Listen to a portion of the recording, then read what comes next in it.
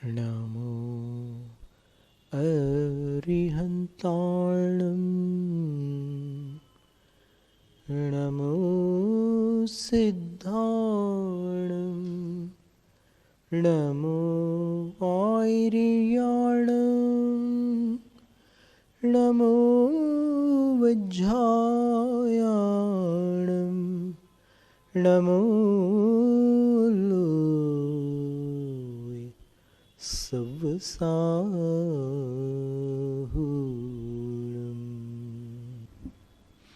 शुद्धिकरण की बात है।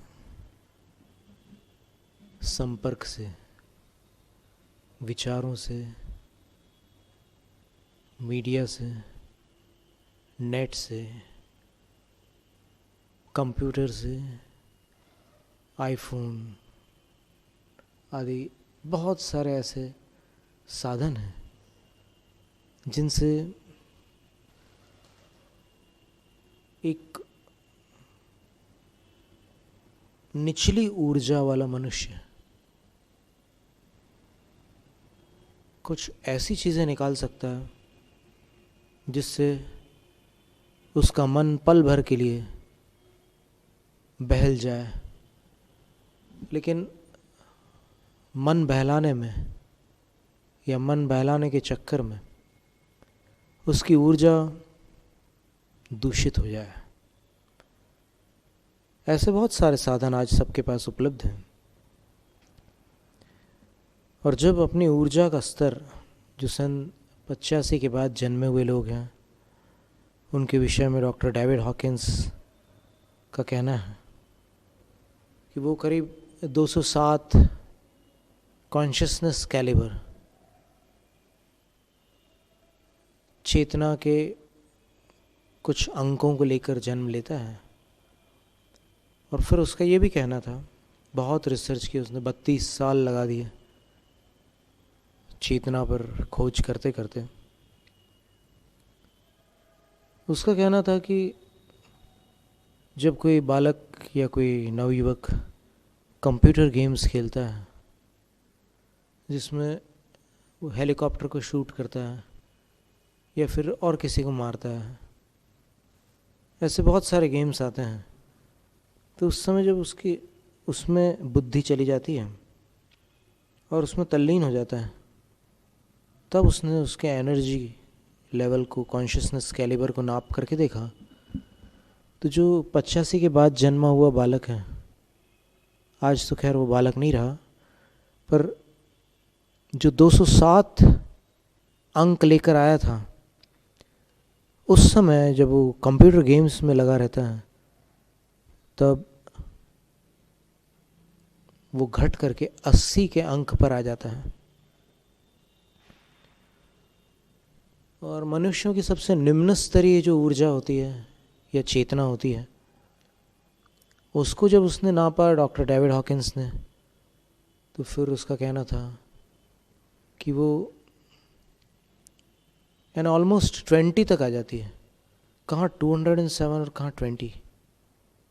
और 20 की जो एनर्जी होती है, शेम और ब्लेम वाली एनर्जी होती है, यानी शर्मिंदा हो गए या फिर दूसरों पर दोषारोपण करने लग गए कि अरे इसके कारण मेरा जीवन बर्बाद हो गया, इसने सब काम बिगाड़ दिया, इसने मटिया मेट कर डाला, ऐसी जो ब्लेम वाली एनर्जी होती है वो। और फिर शर्म वाली, ऐसा लगता है कि मैं डूब मरूं, अभी धरती में समा जाऊं, और बहुत ही निम्न स्तरीय ऊर्जा हो जाती है वो।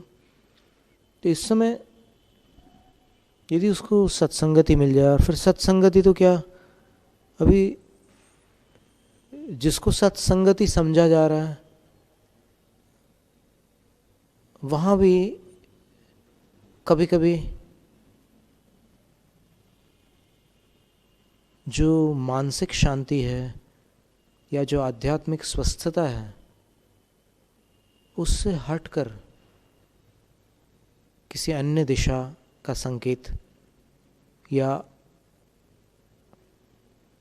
प्रेरणा, अंतः प्रेरणा, वहाँ जाकर के ऐसा लगता है कि ये ठीक है, ये ठीक है।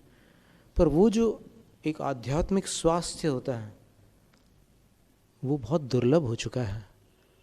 और यदि व्यक्ति अंदर से स्वस्थ होगा, आत्मा उसकी स्वस्थ होगी, तो उसका मन भी स्वस्थ होगा, उसकी भावनाएं भी स्वस्थ होगी और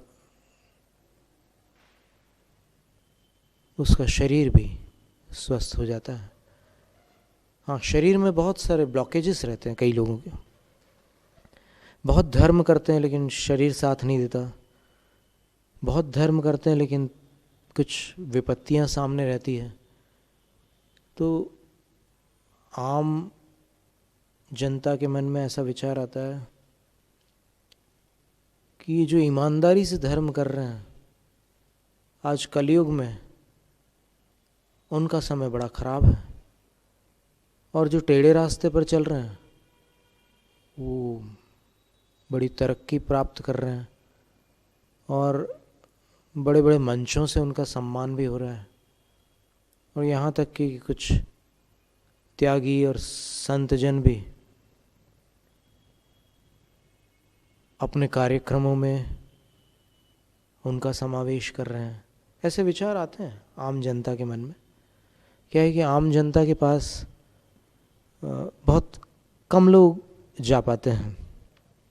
जो खुद आम जनता के सदस्य हैं वो भी अपने कुटुंबों में इतने फंसे रहते हैं कि पड़ोस में क्या है वो स्थिति उनका मन आकर्षित नहीं करती, वो अपने यहाँ की समस्याओं में ही डूबे रहते हैं। तो मानव की वास्तविक स्थिति को समझने के लिए एक तो करुणा और प्रेम जो बहुत ही दुर्लभ है। आज कुछ पंक्तियां हमने बहुत बरसों पहले लिखी थी।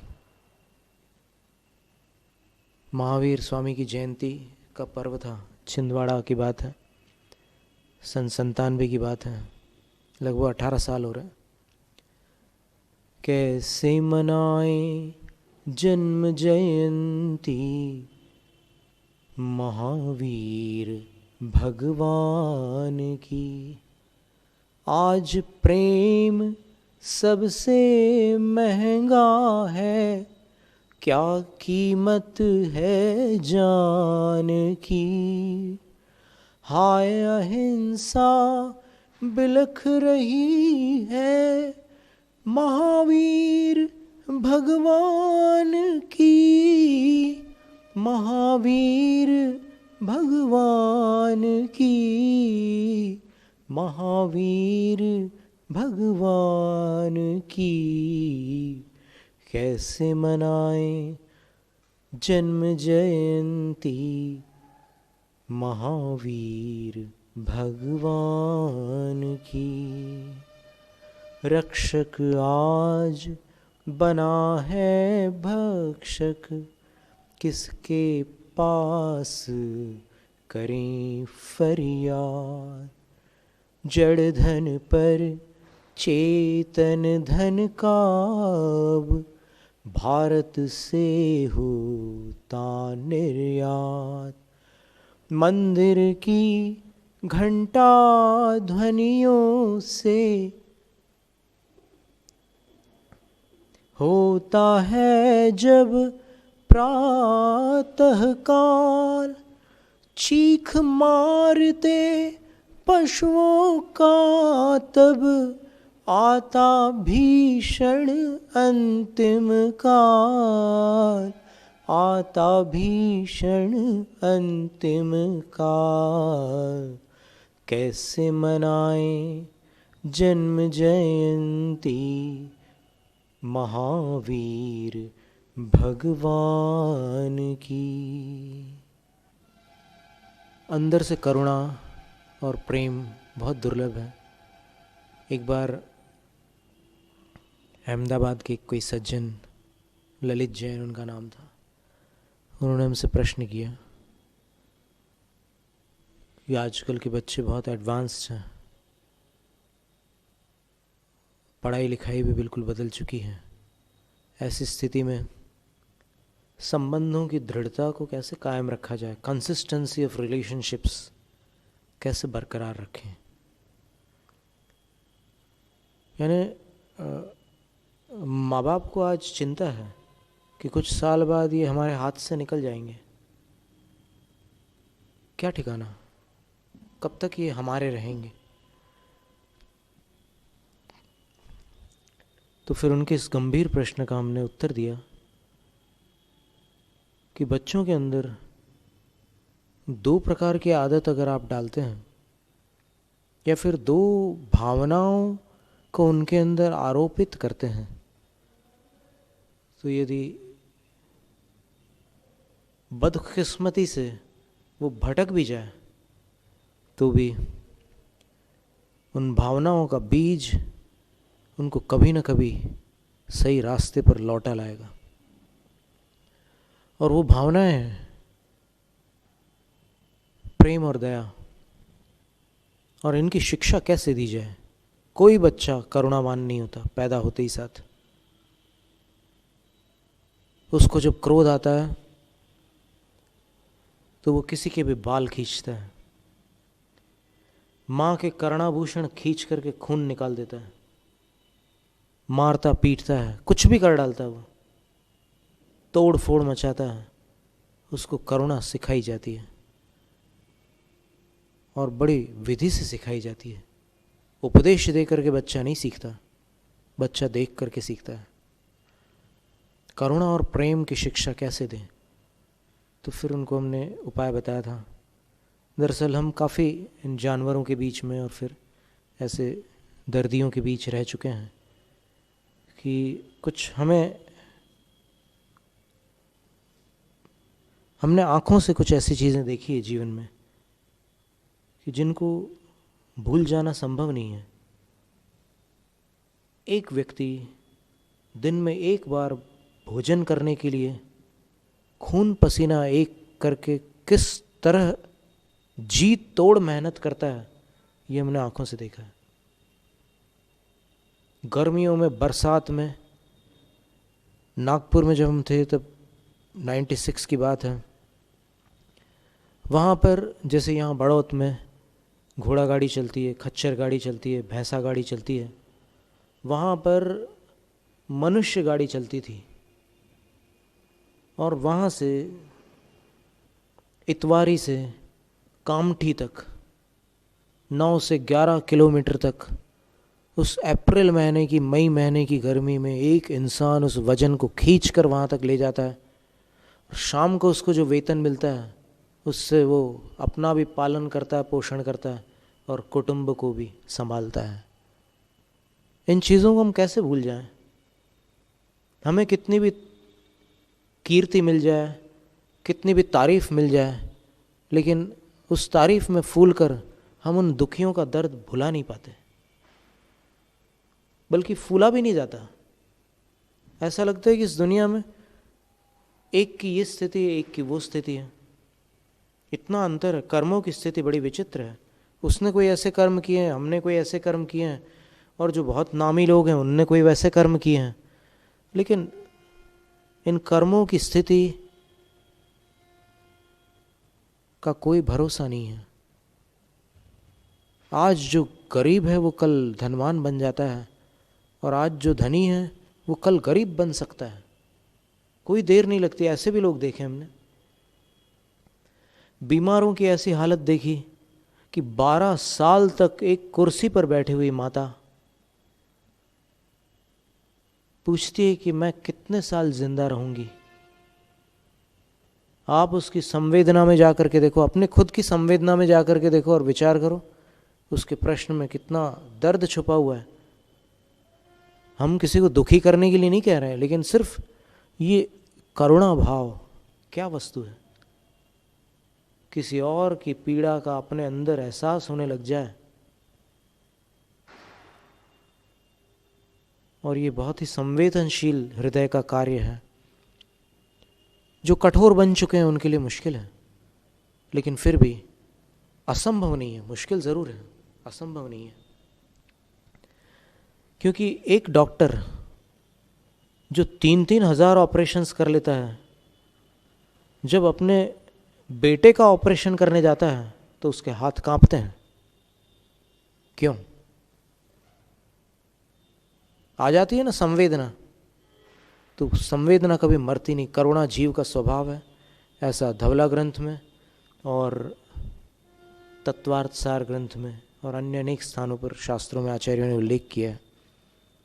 कुछ लोगों की धारणा है कि करुणा शुभ राग है, पर सिद्धांत में देखने पर पता चलता है कि करुणा जब सिद्धों में भी होती है तो राग कैसे हो सकती है। तो इसलिए ये करुणा जगाने की ज़रूरत है। करुणाए कारणम करुणैत्य कम्मं किण्ण भुक्तम। एक शिष्य गुरु से प्रश्न कर रहा है कि ही गुरुवर, 148 कर्मों का आपने वर्णन किया और उससे सारी दुनिया चल रही है, लेकिन आपने ये क्यों नहीं बताया कि करुणा नाम का कोई कर्म है जिससे करुणा पैदा होती है। तो फिर आचार्य उत्तर देते हैं कि न सहावस कम्म जनिदत्त विरोहादो। जो स्वभाव होता है वो कर्म से उत्पन्न नहीं हो सकता, कर्म से उत्पन्न हो जाए तो स्वभाव नहीं हो सकता। अपना जो निजी स्वभाव, विभाव की बात नहीं चल रही है, स्वभाव भी दो तरह के होते हैं, शुद्ध स्वभाव अशुद्ध स्वभाव। तो फिर ये करुणा जो है, इसको जगाने के लिए बच्चे का क्या करोगे आप? बच्चा है आपके सामने, उसके अंदर करुणा कैसे जगाओगे?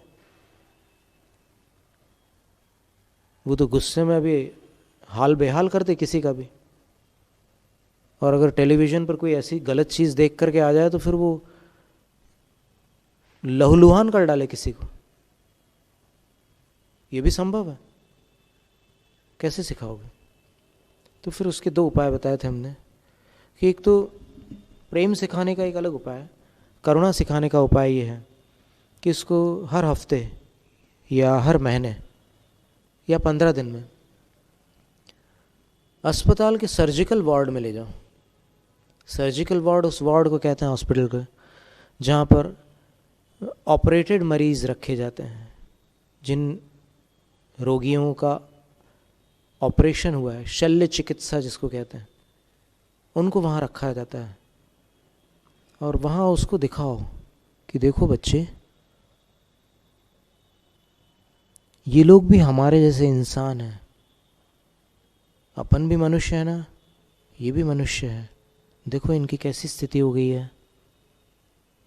जाओ पूछो अंकल से, उन आंटी से पूछो क्या हुआ। तो अलग अलग जगह जा जा करके पूछता, वहाँ कैबिन्स होते हैं, बच्चा उससे बच्चे से ही पूछवाते हैं। वो बच्चा कुदरती ढंग से तो भोला ही रहता है, तो वो जा कर के पूछता है कि क्या हुआ, कैसे हुआ। तो वो सब अपनी अपनी स्टोरीज सुनाते हैं, और जब वो अपनी कहानियाँ सुनाते हैं तो फिर उनका मन हल्का होता है और बच्चे के मन पर संस्कार पड़ते हैं। उसके अंदर संवेदनाएं जागृत होने लग जाती है, और फिर वो किसी दिन पूछता है कि ज़्यादा तो दर्द नहीं हो रहा आपको, लाओ मैं गोली खिला देता हूँ। ऐसी जब स्थिति आने लग जाए, उस सेवा भाव उसके अंदर जागृत हो जाए, तब समझ लेना कि बच्चे को करुणा की शिक्षा प्राप्त हो गई है। और फिर प्रेम सिखाने के लिए क्या करोगे? प्रेम सिखाने के लिए उसके हाथ से गाय को रोटी खिलाओ, उसके हाथ से कबूतर को दाना डलवाओ, उसके हाथ से चिड़िया को पानी पिलवाओ, उसके हाथ से बहुत सारे ऐसे काम कराओ। उसको जानवरों के साथ थोड़ा समय निकालने दो, खेलने दो उसको। कभी कभी दोस्ती हो जाती है जानवरों की बच्चों से। जो जानवर सामान्यतः अन्य मनुष्यों से मित्रता नहीं करते, बच्चों से उनकी मित्रता हो जाती है। एक बच्चा था जो अजगर के ऊपर सवारी कर लेता था, उसका वीडियो किसी ने दिखाया था हमें। तो वो वैसा हो जाता है, तो फिर उसको प्रेम की शिक्षा मिलेगी। पेड़ पौधों से उसको प्रेम करना सिखाओ। उसको बताओ कि देखो ऐसे बाल खींच, दर्द हो रहा है ना, छोड़ देना। तू मेरे बाल खींचता है, मुझे दर्द होता है, मैं तेरे बाल खींचता हूँ, तुझे दर्द होता है। किसी भी जीव को दुखी करने से उसको भी दर्द होता है, इसलिए अपन सुखी रहें, सारे प्राणी सुखी रहें, अपन जिए वो भी जिए। Live and let live. Linda Goodman ने अपनी बुक स्टार साइंस में लिखा है, लिव एंड लेट लिव। जियो और जीने दो।